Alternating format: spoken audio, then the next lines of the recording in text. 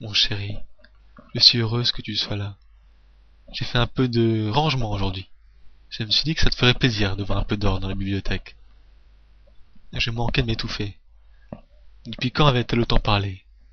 Elle emmurée dans son silence, bouche cousue par l'horreur et les peurs. Elle souriait, m'embrassant toujours le cou, non sans une certaine hargne et passion qui commençait à réveiller en moi quelques forces bien anciennes. Était-ce là bien ma maison, et bien ma femme?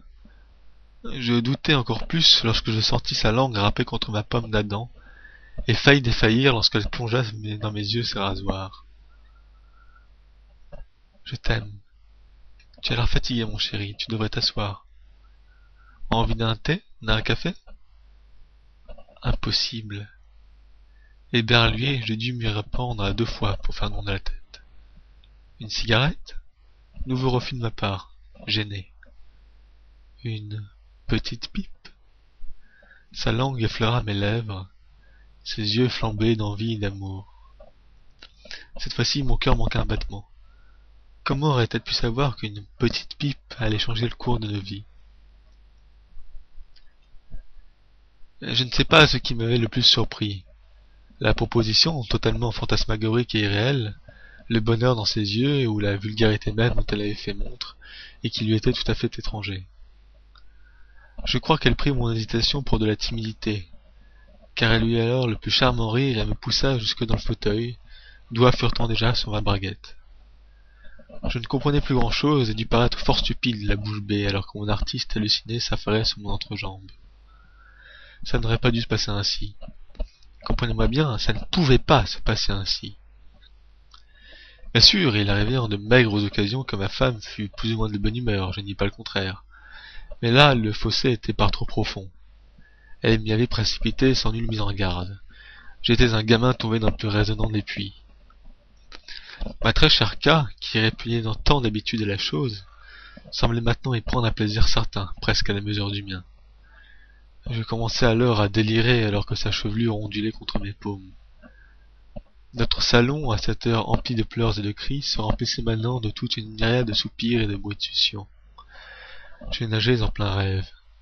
Je me pris à me comparer à Ulysse, pénétrant l'humide et spongieuse caverne de Polyphème. Je perdais le contrôle. Série de souvenirs, je la revis peindre, avec pour tout habit des taches de sang et de peinture. Moi qui longeais les murs lorsque je l'entendais délirer, converser avec son reflet du miroir ou face à ses toiles, fuir ce chaos qu'elle vomissait sans cesse, sans faire attention à moi le moins du monde. La folie est aveugle après tout. Voilà qui est bien singulier chez l'être humain, se perdre dans de telles considérations à un tel moment. Comprenez que mon esprit s'était déchiré, arraché sa demeure de chair et de tendons. Mais je me surpris à replonger dans mon corps. Elle continuait inlassablement, le regard empreint d'une gentillesse extraordinaire. Et c'était effrayant, cette gentillesse, c'était doux et humide, profondément bienveillant. Je ne m'étais jamais senti aussi mal. Le spasme me gagna, et je serrai fort son épaule menue, une épaule de squelette, une épaule que j'aurais pu briser d'une simple pression, son épaule de folle. Je fondis en elle, presque récalcitrant, partagé entre un plaisir physique jamais atteint et un assentiment tout aussi terrible. Muet, je la contemplais. J'écrasai son épaule, je la sentis trembler alors que j'explosais. Généreuse, elle laissa s'écouler mon plaisir le long de sa gorge contractée. Dégoûtée peut-être, ou même transcendée, elle était juste visage, lumière, et aussi les cicatrices qu'avait laissées sa folie, les ongles sur son front, les traînées écarlates, les lèvres des blessures. En un mot, elle n'avait jamais été aussi belle. Je finis de jouir dans la tendresse de sa bouche. Fantasme d'une banalité à la mesure de la vulgarité, je l'admets, mais inassouvi. Luxe rejeté depuis bien longtemps dans les landes infinies de la frustration et du déraisonnable, soit ma vie entière crucifiée. Lorsque je repris tout à fait conscience, elle me sautait la gorge, me caressait les cheveux collés contre moi, poisseuse d'affection, tremblante, battante.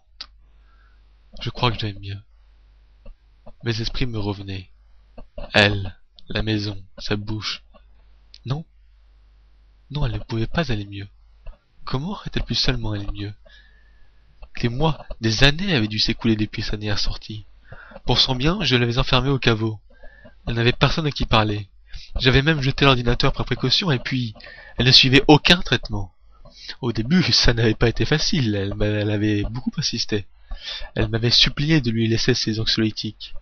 Elle s'était cousu les lèvres, gratté les seins jusqu'au sang, arraché les tendons comme des cordes de guitare. Et au bout de 2 ans, elle était tombée dans un mutisme forcené et salvateur. Une tombe! Retombée en elle-même comme dans un puits, pour ne jamais en ressortir. Alors comment pouvait-elle un seul instant croire qu'elle allait mieux? Si j'ai prononcé ces paroles, et si oui dans quelle mesure, je n'en sais rien. En vérité, j'étais possédé par trop de sentiments, surchargé d'émotions. Ça n'allait pas du tout. Elle me fixait toujours de ses yeux de psychotique, explosés d'instabilité, complètement hallucinés, et ses yeux contrastaient douloureusement avec la timidité de sa voix. Je suis heureuse avec toi. Ma main tressaillit à la seule mention de l'adjectif. Ma gorge se noua, et je sentis ma rate hurler. C'est comme si je venais de sortir d'une toile. C'est pour ça, je veux dire. Ses yeux luisaient d'émotion maintenant.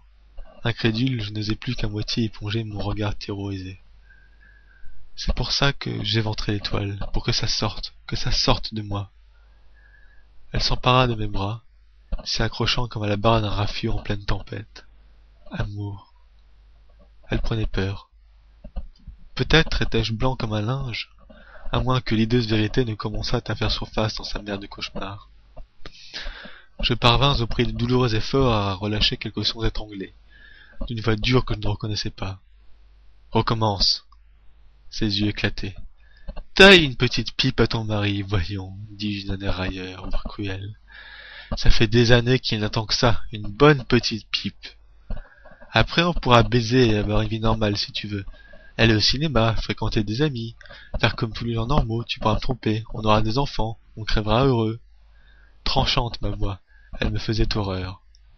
Cette femme que j'avais craint toute ma vie, dont j'avais tant redouté les accès d'hystérie, elle que j'aimais tant, comme elle était, elle ne souffla mot et se remit au travail, penaude, comme s'il avait fait que ça toute sa vie.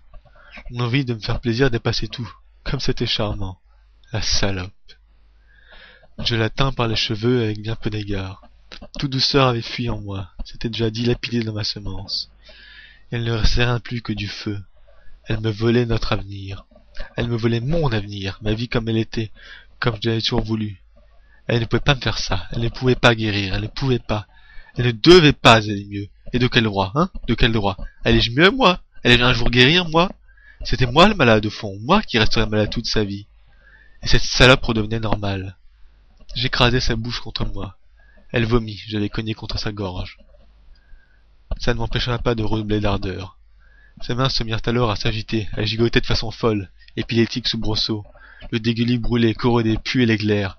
Je bandais comme un Turc, continuais à la presser, à empaler cette tête de cinglé, à baiser sa santé mentale retrouvée, à baiser cette échappée du miroir, vomissure, salissure, étranglement. Je le faisais payer ma vie d'horreur anéantie, tous mes espoirs aspirés avec le reste par cette sangsue névrotique, toute ma vie, tout mon enfer réduit à néant, tous mes espoirs de laideur et de médiocrité. J'enfonçais ma haine jusqu'au travers de sa gorge, sentant la paroi craquer et se rompre contre le fascinus, et le sang bouillonnant. Je jouis dans cette marée de vomi, de sang et de mort.